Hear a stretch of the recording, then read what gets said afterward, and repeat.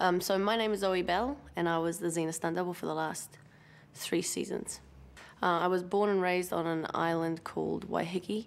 That's just a boat ride out of Auckland City, which is in New Zealand. Growing up in Waiheke was fantastic. It was sort of it was a very small population at the time. It took 45 minutes by boat, and there was, you had to keep your feet up because the water would wash in and out. So it kind of kept the masses away, I grew up naked pretty much for the first 7 years of my life. My memories of it are that it was just like eternal summer all the time. Actually, I had to put clothes on to go to school and shoes. But yeah, so Waiheke was great. Little community, it was all family. Fantastic place to grow up. Yeah, I played sports when I was little. I started like recreational gymnastics, like walking along the beam and pointing your toes in a kick kind of deal when I was about 5, I guess. There was not a huge amount of, in my memory, organised sport. Mind you, I was only 6 and 7, what do I know? But because, who are you going to play against, the other 5 kids on the island? Apparently, I was a tomboy. It was one of those things that I look back now and it does make a little bit more sense that maybe that's what I was at the time. But I wasn't about being... I didn't like the idea of being a tomboy. I didn't think I was a tomboy at the time. I just thought skirts were unpractical, and that's pretty much it. Well, when I was training in gymnastics, the last year that I was just training, I ended up with a guy that would come in and train with my coach and I. He was the stunt coordinator of Xena at the time. I kind of knew it, but it didn't really mean anything to me. I didn't really give a shit, so it was just sort of a guy that I was helping to train, And then when I started up Taekwondo, I would stay behind and watch the black belts train because it was far more interesting than watching, my belts train. And it turned out that they were stunt guys. So I started getting an interest in realising that there was stunt work was even possible in New Zealand, And then I saw someone on TV talking about it, and then my dad, who's a GP, general practitioner doctor in New Zealand, had a patient with a bump on his head, and it turned out that he was a stuntman, and that's how he'd got the bump on his head. And I'd obviously been talking about it at home and getting kind of excited about it, so Dad came home with a phone number, He was like, here's some Tylenol, and give me the phone number for the stunt coordinator. My daughter wants to be a stunt woman, And so I basically just rang the guy up under a lot of prodding from my dad. So I finally rang the guy, and I guess I had rang at the right time. They were doing a pilot called Amazon High. Yep, they did that. And so they needed me for 3 weeks as, background action. There was a couple of extra girls that got brought in as new, and I sort of... But I was about this big, the whole show. You never see me bigger than that. And I basically just ran around and got knocked over, and... it's a good way to learn, I guess. After Amazon High, I was basically on the books, the agency books, and I worked a couple of days every month or so. And then about 6 months later, the woman who started off being Xena stunt double called Jerry, she's a fucking cool lady, decided she didn't want to play anymore, and she went back to, I think she was pumping petrol and working in an old people's home in a place called Pairoa, which is about as small as it sounds in New Zealand. And I just think that's so cool. She just had enough and didn't want to do it anymore, She came back and did makeup a couple of times and stuff, but anyway, everyone was kind of panicked, and the coordinator came up to me on one of the rap parties. I'm 19 and I've just discovered free wine. I'm like, this is excellent. I'd already nicked about 3 of them, and Pete Bell comes up to me and he was like, he basically said to me that, Jerry was leaving, and my exact words were, I know, man, you're f***ed. What are you going to do, And he looked at me and he was like, well, I've been talking with the lads, and we think that we might want to give you a shot. I sobered up pretty quickly after that, and that was it. That's how I became Xena. I was 19 at the time when I got told that I was going to be Xena. Ran home to Mum and Dad. Mum, Dad, I'm going to be Xena, How often do you get to say that? Oh, the first day of work? Yeah, no, I was shitting my pants. I was shitting my pants for the first 3 months of work, but it was... I worked 1 day before I actually became under contract. I walked on to see it, and Jerry was having a day on main unit or something, and they put me in the outfit and the wig, and I just felt like a big transvestite, because it's the first time I see myself in a big black wig, and I'm dressed all in leather and stuff, and I basically had to stand there, and they just had a wire attached to my back, and they'd 3, 2, 1, and just pull me, and I just kind of hit the deck and kept rolling. And I was so nervous and so new, I basically did it, and they were like, right, check. They would cut, and then they were resetting. It's like a 25, 30-minute reset. And I stood on my spot the whole time. I never moved. I never got a glass of water. Everyone was like, you all right? Do you want something? I was like, no, I'm fine. I just stood there for half an hour until they were ready to shoot again, 3 times in a row. But yeah, I mean, after that, the first day it was scary, dude. I was 19 and all of a sudden, like, it felt to me like the whole show was on my shoulders, you know, which is not exactly true, but...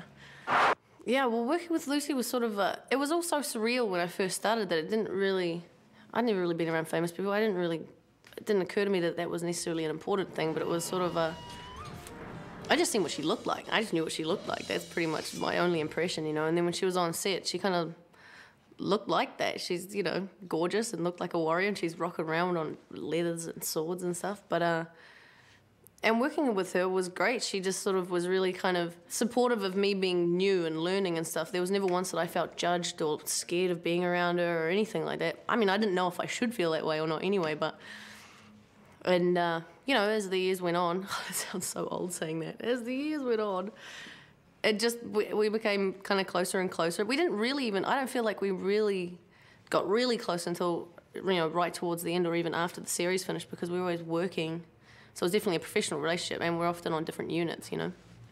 The whole set would be in tune with her a little bit, you know what I mean? It's hard to be the star of a show and not have an effect on the crew, but it was really lighthearted. You know, especially now that I've experienced other sets and all this kind of stuff, it's very apparent to me the effect she had on the running of the crew, and not the running of the crew, I mean, she wasn't whipping any whips or anything, but the kind of... the atmosphere and the enjoyment that was shared on set by everybody, you know.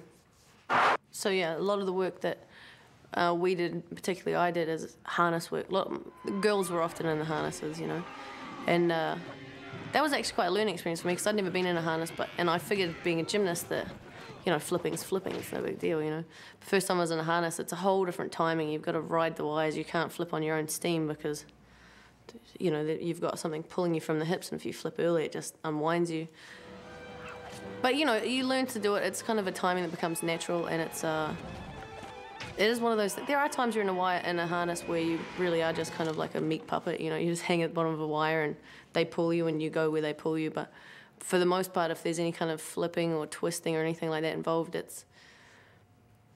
I mean, it's hard enough to do that stuff under your own steam, but sometimes it's even harder on wires because you have to avoid the wires. You have to make it look like the wires aren't there. And timing's not just me, but it's me and the 6 guys on the other end of the wire that are pulling me. And, you know, so it's sort of and the camera. And so it sort of becomes like a combination of timing. And that stuff does tend to become, like, instinctive, especially when you work with the same group of people for a long time. Fight stuff's kind of the same. Again, I had to adjust the fights. Doing Taekwondo, everything I did was sort of technically crisp and correct, which is not, A, not how Lucy fights necessarily, and B, doesn't work for camera all the time. You know, if I punch straight ahead, you don't, and the camera's behind me, you don't see it, you know, so it's sort of I had to adjust all that. But at the same time, and you choreograph a fight, it's not like you're fighting for real, it's not like you're doing patterns, you're working with somebody else. The idea is that you don't hit each other, particularly if you're working with the actors. So again, that's timing, and it's the same thing. It's like you get to the point where you work with the same people so often. I mean, when I first started, you know, it took me all day to learn like a 20-beat fight, and I had to go through it over and over and over and over. And I'm sure that was a little frustrating for the guys that have been doing it for 4 years already, and they would try and get me to make noises when I fight, you know, because it brings energy to it and everything, and I just couldn't do it. I mean, it was just... if someone says to you, make a noise while you fight, what do? You're like, hey-ya, you know, it just was completely unnatural. Well, it was, yeah, and I noticed that the physical mannerisms I would have became... She always stands with one foot up on the ball of her foot.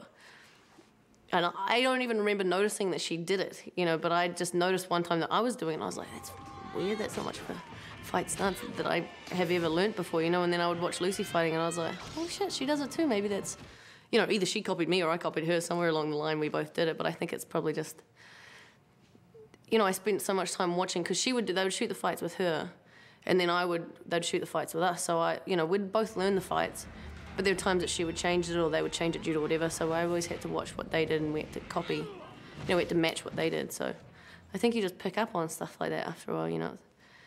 It's hard to drop those habits, though, after 3 years of, you know, getting into them. It's hard to drop them. So the main unit and the second unit was main unit was basically the dialogue unit. It's kind of how we thought of it, you know. I was definitely a second unit dweller, but second unit was usually was the majority of the action, and no, actually main unit was dialogue. It was basically just the leads. All the leads, if they had action or if they had, you know, obviously dialogue, that was all shot out on main unit. And then second unit, we would match all the rest of the action and all the stuff that we didn't need the stars for. And occasionally we'd do dialogue if they ran over, but most of it was background shots and plate shots and all that kind of stuff. But main unit was definitely sort of you know, I started on second unit, and the first day I worked on main unit, I was sort of like, oh, you know, you suddenly become aware that you're where the stars are at, you know, and the big directors and the this and the that. And I mean, I look back at it now, again, in hindsight, it was really relaxed and laid back and stuff, but there was definitely that era of, you know, I wasn't allowed to careen around swearing and laughing and having fun like I did on second unit so much. But second unit was definitely sort of my home, you know, it was where my family, where we kind of formed as, the family that I belonged to was second unit. I mean, you learn on the job, you just sort of, I mean, you're coached, you know, when you do something wrong, someone tells you you're doing it wrong and they tell you how to do it right, and then you fix it. And then after a while it becomes natural to do it the certain way, but it was definitely not I didn't go to stunt school or anything like that. It was kind of, you know, and it came through experience, but also having the guys around, because most of them are really talented martial artists. A lot of them were gymnasts or trampolinists or, you know, racing car drivers or wherever they came from. They all had something to add, and they'd all been there for years before I came along, so they were all sort of really supportive and helpful. I mean, they played practical jokes on me all the time when I first got there, but most of the time they were pretty nice about it. My first car hit was, this was pre-Xena. So I'd only been doing it for a couple of months, and I'd never worked with cars like that before, but it was Short Street. It was a New Zealand soap, and I guess one of the characters had to be hit by the car, and I was the best match for it, and so we went along, and the guys that were there had done this stuff before and were really supportive and good, and I had pads on and a wig and stuff like that, but and we started off slow. We started off at like 10 kilometres and then 20 kilometres. I can't even remember what the full speed was, but just standing there watching the front of a car get closer and closer and not moving was weird, you know, sort of like your whole life you're taught to get out of the way of moving objects, particularly ones that are bigger than you. And the only advice, I mean, the main advice I got was, you know, don't get out of the way, just lift your feet so you don't go under. I'm like, okay, right. So the Scene of the Clones episode, we had a big junkyard fight, and was me and Elty, Xena versus Elty, and one of the things I had to do was get hit by a car. Elty's chasing me around the junkyard in the car. And they had, oh shit, I'm not going to remember what kind of car it was now. It's like a Thunderbird or something, and there's like one of them in New Zealand. And so we did a bunch of slow rehearsals with Matt over the windscreen and stuff like that. And in this one, I was meant to roll up the windscreen onto the roof. And there's a camera on the inside, so I rolled past the camera. And the first time we did it full speed, you know, I had as many pads as I could possibly fit under the leather dress that I was wearing. And I hit it at a funny angle, and I rolled straight into the windscreen and just caved the whole windscreen. I didn't manage to get up and past it. And I rolled back off again, and I remember the first thing I thought was like, oh shit, I've screwed the one and only car they have, you know, like the hero car. And I got off and I was like, oh my God, I'm so sorry, I screwed your car. And they're all like, forget the car, you know, are you all right? And I was like, yeah. And I was like, oh yeah, wait, hang on, let me check, you know. And I had glass in my leg and stuff like that. I was bleeding, and it was sort of it wasn't that painful, I think, well, until adrenaline wore off, and then I guess it started to hurt a little bit. But, you know, and at that point I started to realize, like, there's times when, screw the car, they can get a new windscreen for it, you know what I mean? And it's good to be aware of that stuff, but, you know, if I'm out, then they're more screwed than having to replace a windscreen, so. So there's one episode, I can't remember what it's called, but I had to flip off a balcony 2 stories down to the ground, you know, and carry on into a fight. And it was one of those rigs that was rigged in a way, I remember thinking it seemed a little difficult. I didn't quite figure out, in my head, the physics of it didn't make that much sense, you know. It was sort of I had to travel a long way before I started to flip, and it was done with a ratchet, which is like an air ram, which is sort of it's a hydraulic, it's a machine basically powering you through the air instead of human force. And they'd locked it off so that I wouldn't hit the ground, so I was meant to land about 4 feet upright, 4 feet from the ground. But, you know, and Pete Bell, the coordinator at the time, was like, "You sure you want to do this? We can just make it a jump." And I was like, "No, I'll give it a go. You know, I'll try it." And because I, you know, still had that I'm invincible kind of thing going on. And I tried it, and I didn't fully rotate, and so I was coming down back to the ground, and I couldn't make it over. And yeah, so I hit the end of my pick points and folded around my harness and kicked myself in the back of the head. So I, you know, essentially kind of crabbed around, you know, folded back the wrong way. Anyway, I just kind of swung upright, and I was kind of dazed. I was shocked because you know, it's, when your body does certain things, you know it's not meant to do that. I sort of, and everyone else panicked. Everyone that saw it, I guess it looked pretty horrific, you know. And the medic came up to me and he was like, "You all right?" And I'm like, "Yeah, I think so. I don't think that was good, but I think I'm all right, you know." And he's like, "Well, just let her down slowly, blah, blah." Everyone step back, and, you know, I was a little bit freaked out at how seriously he was taking it, you know. I was like, "I'm fine, don't worry about it." And then as I was let down, my feet kind of hit the ground, but I almost felt like I couldn't feel them. They just sort of buckled underneath me, you know. And I was like, shit, you know. And the first thing went through my head is, shit, what if I can't work again? And then the second thing I thought was, what if I can't walk again, you know? The medic was like, "Can you stand up?" And I'm like, "I'll try," you know? And I stood up, and as soon as I stood up, I was like, "Yeah, I can walk, that's fine, let's do it again," you know? And the medic was like, "Zoe, sit down, shut up, I'm getting an ice pack." And I was like, "No, I'm fine, it doesn't even hurt," you know? He's like, "It's because you're in shock, you know, of course it doesn't hurt." I was like, "But," and then I was like, "Okay, no, you're probably right." And in my head I was thinking, my mum and dad are going to be pissed. If I tell them the story and I get up and do it again, I know they're going to be pissed at me. So I let them ice pack me. And, you know, after a while I started to realise that it was quite sore. And turns out, much later on, I think what happened is one of the vertebrae, as I bent like that, cracked one of the vertebrae. I didn't officially break my back, but it was definitely not a good injury to have. And Paul basically sent me, Paul Grinder, the second unit director, was like, "Go home." And I was like, "No, I'll be fine in a couple of hours, you know." And he said, "No, go home and don't come back. I don't want to see you until you're good." So I was gone for about 3 days. I came back, I'm like, "I'm fine." And of course I walked straight into a fight where they had to break a chair over my back. And so I put a back pad in, and they hit me over the back, and I just crumbled. I was like, "Okay, no, you're right, I can't keep going." He was like, "Don't come back till after the holidays." But that was definitely a kind of a wake-up call, sort of. If I come in injured, it's all good and well being tough, but if I come in injured and I can't do the work, then I'm screwing everybody, I'm screwing the whole production up, as opposed to just going, "No, replace me." Well, you know, because there was often a second Xena double, so if I was on one unit, whoever it was at the time, Kate or Carmel or whatever, would swap out. So, you know, it's also an ego thing. It's like, "Oh, no one can take my place." It's like, bullshit. If you can't do the work, there's someone who can do it for you, you know. Rest up and then come back when you're good.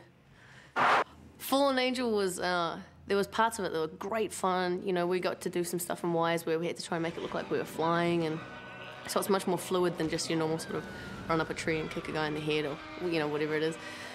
But there was also, like, when I was an angel, it was great. I had on this big flowing dress, and it was pretty comfortable, and these big white wings, and just normal hair and makeup, and it was pretty good. But Xena, you know, jumps into hell. I love that. She jumps into hell to save Gabrielle, who fell into hell, and becomes a demon. So Xena becomes a demon, and so I'm wearing a flying harness, which is like a stunt harness, and I'm also wearing a wing harness. There's this big chest harness that has 9-foot wings.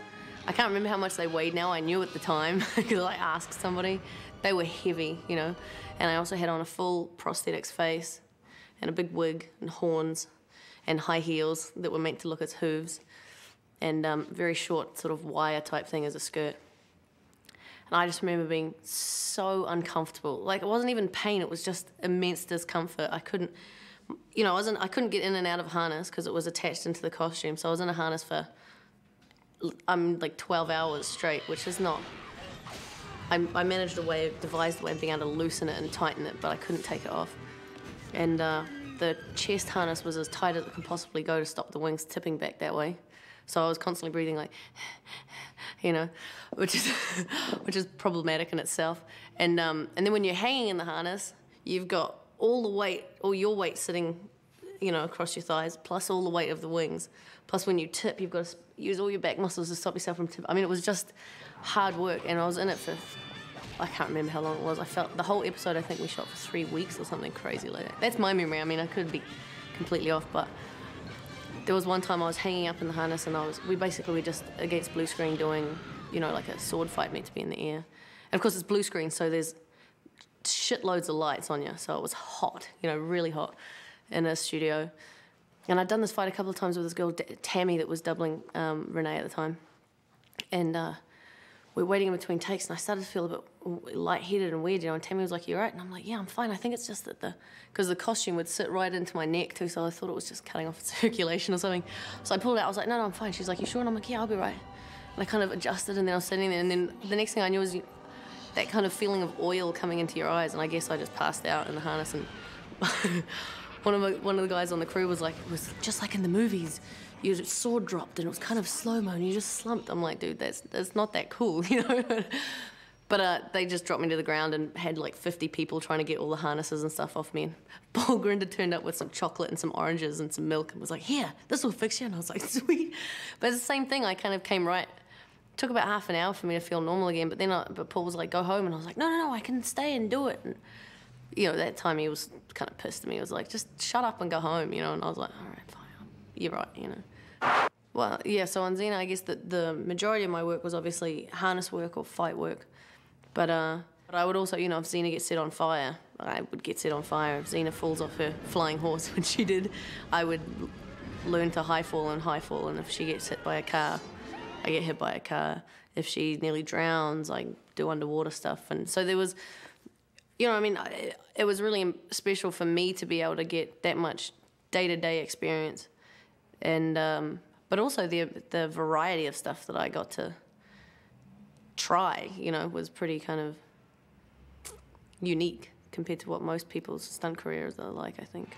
A really good fight with a bunch of cool harness stuff in it is always good because I get to work closely with the people that I, you know, really dig and respect and enjoy working with. But it's sort of yeah, that's hard. I mean, there were some days, I know what I didn't like, when you would just consistently just eat it, you know, if you're just getting slammed into walls or slammed into the ground or whatever, you know, it's sort of, I mean, it's all part and parcel of the job, so it's not like I was whinging about it, but it's definitely not the most enjoyable part of what I do. High work I really like. High work is something that I didn't get that much experience with on Xena in terms of high work. I mean, the highest we went was, you know, the height of a castle, because kind of as high as anything went in Xena, except for the flying horse thing, that was a little bit higher. And I enjoy it. I'm comfortable with heights.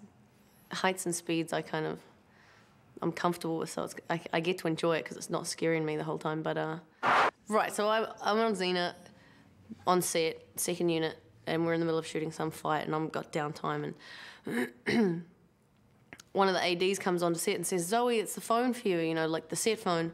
No one's ever called me on the set phone ever in my whole time on set, you know. I had my own phone, you know, and I was like, "Who's calling me?" And she said, some American director. And I was like, "Oh, excuse me, guys. Sorry, I gotta go. Some director from America's calling me." You know, I was like totally hamming it all up. I had no idea who it was. I thought someone was playing a prank on me. But it turned out it was Amanda McKaylee for the documentary Double Dare. And to be honest, my first reaction to doing the documentary was, don't think I'm what you want. I had one experience doing press stuff before for a magazine called New Zealand Fitness. And as the title says, it's about, you know, fitness, and at the time I was certainly not a very good example of fit in terms of what you need to be fit. You know, I was 19 and there's free alcohol everywhere, and I used to eat McDonald's all the time, and I was smoking and drinking, and I just really was not. So anyway, I sat down and chatted to this woman for an hour or whatever, and I read the article afterwards, and she'd snipped everything I'd said to fit, you know, the fact it was New Zealand Fit, and I wasn't offended, it just was hilarious. I mean, I had friends ringing me and going, "Duh, what a load of horse shit, you're so lying." I'm like, I didn't lie, you know. But so when I found out about the documentary, I was like, no, look, you can snip my words apart, but if you've got a camera on me, you can't fake it, and I'm not going to lie to you, you know. So I was like, no, I'm not interested. But then I got the phone call from Amanda and got on the phone, and she said something, and she said shit, and I was like, okay, that's a good start, you know. I'm like, okay, I can relax a little bit. And she was talking about it, and the more I talked with her about it, the more I realized it was not about me fitting into the stereotypical stunt woman or what they wanted me to be or anything. It was just like, we just want to shoot you the way that you are and hope it works out. And I was like, okay, it's your risk. I don't have a problem with that, you know. And so I was sort of, and the next thing I thought was, my mum and dad are going to love it. And if I ever have kids, how cool would it be for them to see it? You know, that was sort of my thinking. So Xena wrapped. Right before Xena wrapped, I found out that the Xena convention, like the Xena fan club, wanted me to go to the Xena convention in Pasadena, Los Angeles, which didn't really mean that much to me at the time, except for it was in LA, and I was like, righto, cool. I didn't even know they had Xena conventions. But so a couple of weeks after Xena finished, I went to America and went to the Xena convention, and that's when I met up with Jeannie and a couple other people. I ended up going to Stunt Awards and met a couple of Canadian stunt coordinators just at a party or whatever. And went to the Xena convention, which was an interesting experience. It was pretty cool. It wasn't, I mean, the Xena convention was pretty intense, you know? Like, I mean, I think just going there as a spectator would have been, you know, an experience. But to go there and be put up on stage, it was me and Paul Grinder got up. And I walked out with a Xena wig on. I was just pissing around, you know? I walked out with a Xena wig on because they introduced me as the Xena stunter. And then I took it off, and people booed. People were really bummed that I was blonde at the time, you know? I was like, sorry, you know? But, I mean, it was amazing. There's just this sea of people that apparently think I'm the shit. I've had no... Because the following in America is so much stronger than the following in New Zealand, too, that I, you know, really had no comprehension of it. But it was, yeah, it was a mind-boggling experience. So, yeah, that happened. I went home for a year, was kind of in stalemate for a year, and then decided, right, screw it, I'm going to go to Canada and use the contacts that I met through Jeannie in Canada to blah, blah. I stopped in America to hang out with Jeannie again for 2 weeks on my way to Canada. And in that 2 weeks, you know, in the very Hollywood way where someone I knew someone who was shagging someone who knew someone who knew someone who knew someone, I ended up landing an audition for Kill Bill, you know. And to be honest, it didn't strike me as being that big a deal. Like, I knew it was a big deal. Like, I knew it was Quentin Tarantino. I wasn't affected by it in the way I thought I would have been, or the way I would have been if it was in New Zealand, because it just all seemed a little bit surreal, you know. I'm in, like, Hollywood, and I'm in Canada, and it's Quentin, and I'm like, yeah, whatever, you know. But for this, I was like, sweet, this sounds like fun, you know, I can go home. My whole thing was I'll do the audition, and then what I get out of it is being able to go home and tell my mates at home that I auditioned for a Quentin Tarantino movie. And, you know, and Jeannie came with me, and she kind of talked me through, she sorted me out with getting a headshot and all that kind of crap, and lying about my weight and, you know, all this kind of stuff. And she came with me to the audition, and she talked to me about it afterwards, and she was like, how do you think it went? And I was like, it didn't go that well, because I fell over a bunch of times, because you know, I'd worn my legs out earlier in the morning training. But I said to her, I mean, I walked out feeling great. I didn't think I had the job, but I walked out like, shit, you know, I looked at how this all went and other people coming in and out, and this is possible for me. You know, I walked out of it going, I get it. This is a reality, you know. You know, so later that night, I think it was a day later or something like that. You know, I'm at Jeannie's and I get a phone call saying, or was it that night? Whatever. Very soon afterwards, I get a phone call saying, you know, what's your schedule like? Do you think you can come to China? You know, I've been unemployed for a year. I'm like, yeah, you know, I think I could sort that one out for you. But I was, you know, over the moon, and the guy said, you know, Quentin liked how tough you were. And I was like, you know, that's why she knows. That's why she's been in the business for that many years. And so I, you know, rang Mum and Dad. I'm like, you know, that Canada trip, it's scrapped. I'm going to China, you know. And that was a buzz too, that one. That was a big deal. Then it became a very big, then I suddenly realized, you know, then I was like, fuck, I'm going, you know, Uma Thurman and Quentin Tarantino and Beijing, you know, I'd never been to China before. It was like, shit, man. You know, I didn't become a stunt woman to be in the limelight, you know. I didn't really think about why I became a stunt woman, but it certainly wasn't because of that.